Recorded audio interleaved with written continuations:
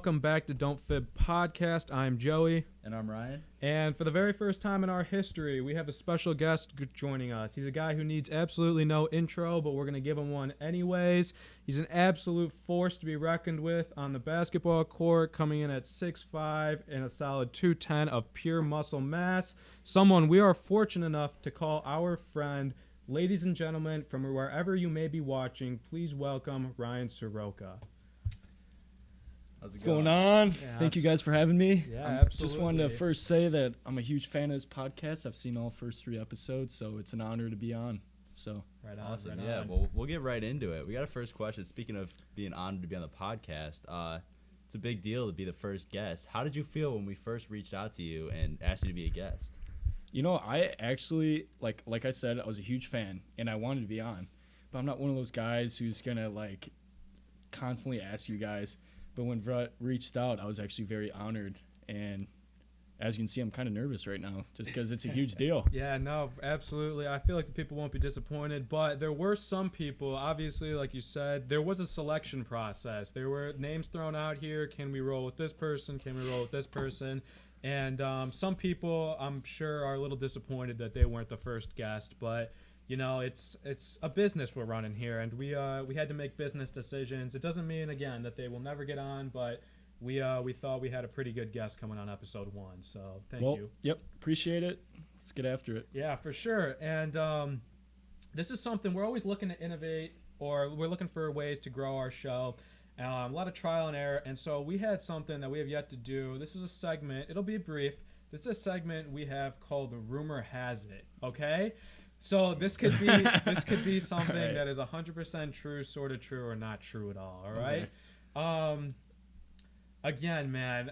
So we've heard from people we may have reached out to and personal experiences that you yourself are a big Ed Sheeran guy. Is this true? Is this sort of true? No, that is 100% true. It is. Okay. I think his last album was maybe okay, but if you're in a chill mood or a sad mood, he's great. And Yeah. I'm gonna tell you right now, that dude is the ugliest dude. But I'm telling you, he can get any girl he wants because he writes the best songs, I was love gonna songs. say, weren't you quoted as saying he could get any girl he wants, but it's just because he could write good songs? Yeah, I mean, I think we can all say he's not attractive whatsoever, but you hear his voice and you go, oh, shit. You hear his voice and you hear some of those lyrics, man. It's like, why am I crying? Because they're so very heartfelt. Yeah. And I'm sure, man, he probably gets all the ladies. Yeah, for sure. That was we talk about things that we were excited to talk about. I was like, I don't know. No, that's very true. Rumor has it. So It's yeah. definitely a hit or miss for me, though. Some of the music is good, like you're saying, but there's also some songs where the lyrics are questionable. Some of the vocab he uses is kind of weird. Yeah. So Yeah, that was, again, brief. We wanted to get you sweating a little bit. You said you were nervous. We figured you're fully submerged at this point with Rumor Yeah. Has It. To shift gears here, we've got something. Again, you said you're a fan of the show. It's made an appearance in 2 of our episodes. We're going to get into the lightning round, some questions we think are pretty good right here.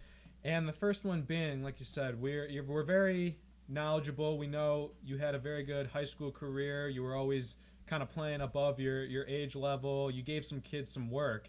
But by the time you get to the college level, and I'll just point this out, I think playing college basketball is tough, man. There's such limited spots, and even you see some really good high school players, and not everyone gets a scholarship from Duke, man. That's reality of that situation. With that being said, when you stepped onto the campus of Illinois Wesleyan, #GoTitans, did you have a welcome to college basketball moment? Did you get crossed up? Did you get dunked on? Did you have a realization these dudes are for real? no, yeah. I mean, there's so many days where it's easy to get discouraged just because everybody was the guy in high school. Mm-hmm. And I'm gonna say this one story is my one realization of high school or college is the real deal. Mm-hmm.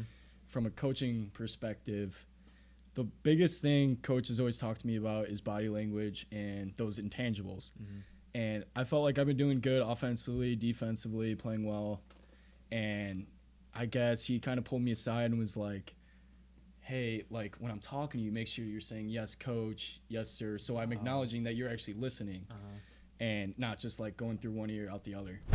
And I kept looking at the floor, getting down at myself when he'd scream at me. So it got to a point where there was one practice, I did something wrong, and I was like, oh, crap, looked at the floor, didn't acknowledge him, say, yes, coach, and he just went off. He was like, Sroka, stop putting your effing head down, and just in front of the whole team, like, he's like, stop putting your head down, go to the next play, and from there on out, I've said yes, coach, every single time. It's, like, it's crazy how big of a difference, because, like, just everybody's been the guy, and so you're just a number at that point. So yeah. And how's the season looking? Is there going to be a season this year with COVID or no? Yeah, I guess the final stage of the process is getting approved by the presidents this week. But it's actually looking pretty good. It's supposed to go back January 3rd as of right now and have our first game the 23rd of January. But it's looking pretty good, and we've prepped like we're going to play, so hopefully. Definitely good to hear. And just going back real quick, you talked about, obviously, you know, me and my buddy here, we played high school sports, so we know exactly what everything is like. But you talk about that, man. Every athlete, to some degree, especially if you played enough, has gotten chewed out. And, like, that, I'm not going to call it one of the most awkward experiences, but when you're just getting, like, when you're getting zeroed in on in front of a lot of people, there's only so many things you can do in that moment. There's a small part of you who just wants to feel sorry for yourself in the moment. Oh, yeah.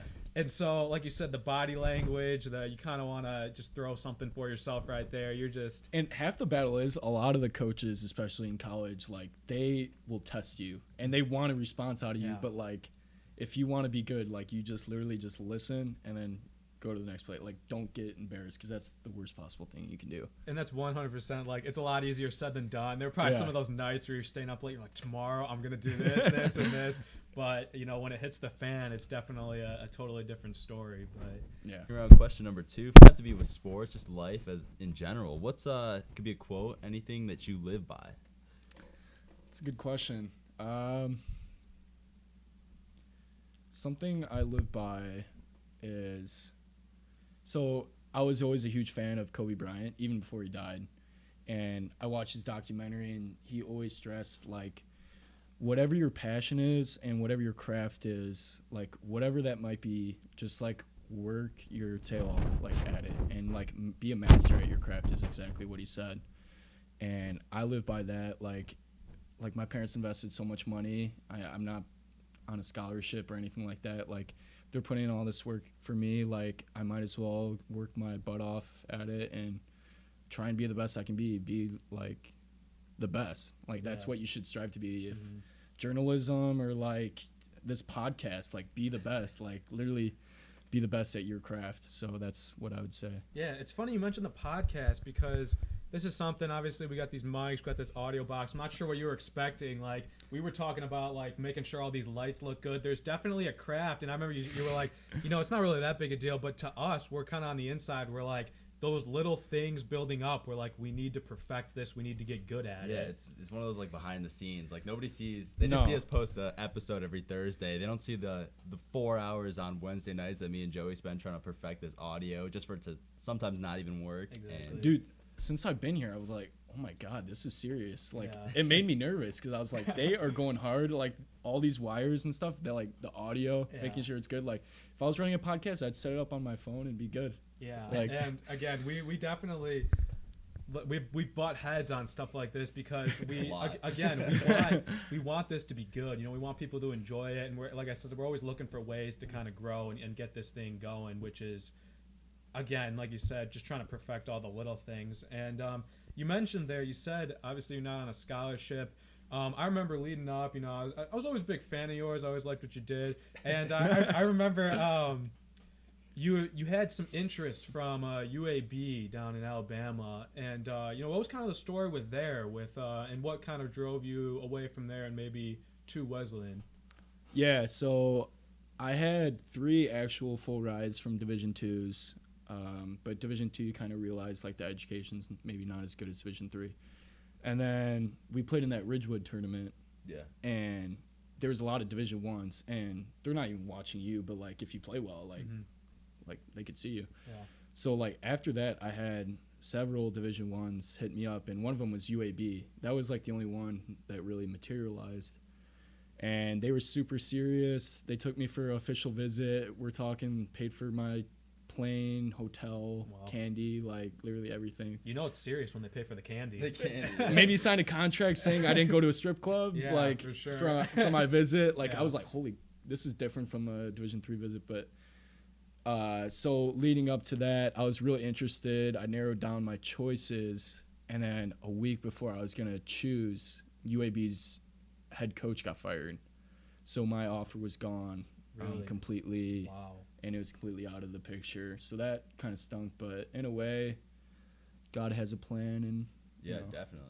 Yeah. It works out for the better, you know? it was crazy, but you know, just one of those things that just happened. So Yeah, and it's one of those things too. You know, if you would have gone to UAB, would it have been like partial scholarship, walk on? What would the deal with that have been? yeah, so they call it preferred walk-on because they had no more scholarships for my class, and they said like, if you come in after your second year, like you have the chance of a full ride. So that was always encouraging, and a preferred walk-on, like called a walk-on, but I'm treated like every single one of the guys. I'm dressing like, but I just have to work harder. So Yeah, for sure. That's definitely interesting. And you talked about it too, like even like the Division II, because I remember we talked and stuff like that, and you said the Division II, you had some out there, and that's a full ride. The educational purposes should not be underrated. You know, obviously everybody. I remember the day like it was yesterday. You told me I wasn't going to get a full ride from Bama. I realized maybe I should take the whole school thing pretty seriously, and that's the type of thing that sticks with you forever. You know, basketball, sports, that's going to end one day, but 100%. that schooling will carry on for the rest of your life. yeah, and like through my whole like recruiting aspect, my mom and dad always told me like, if basketball like you got injured or like it wasn't part of the picture anymore, like would you still want to go to this school? And a lot of those Division IIs, I was like, I don't think I would have a great social life. I just couldn't see myself there. And so I was fortunate enough. We saved enough money and, like, found a good fit at Wesleyan. So Right on. You got any other questions? No, I think we're all set. Yeah. Obviously, we can't thank you enough for having you come on the podcast. You're helping us grow just like everyone else. We hope this can get you some exposure. We hope you had as much fun as we did. Obviously, the build up to this is pretty good, and then just shooting the thing is pretty cool too. We wish you the absolute best of luck, and we look forward to watching you ball out down there in Bloomington. just want to say thank you again. Feel incredibly honored to be the first guest. Thank you, Joe, for always being my number one fan. And Absolutely. Ryan Vrut. This guy was a baller too. Let's not forget that. Pull out the highlight tape right now. Like, let's not Just forget, the like, catch and shoot from passes. I hate from always Sroka. talking about myself. Like, Vrut, like, he was a baller too. Like, he helped us be that good. So just If we Thank ever you. blow up, we're definitely dropping our high school mixtape. The high school mixtapes. so. I'm telling you, mine's a lot of catch and shoot, just the passes from Sroka. So it's all it'll be. We dig it. Thank you again for watching. Make sure you subscribe, like the video, follow us on TikTok now, and everyone remember, please don't fib.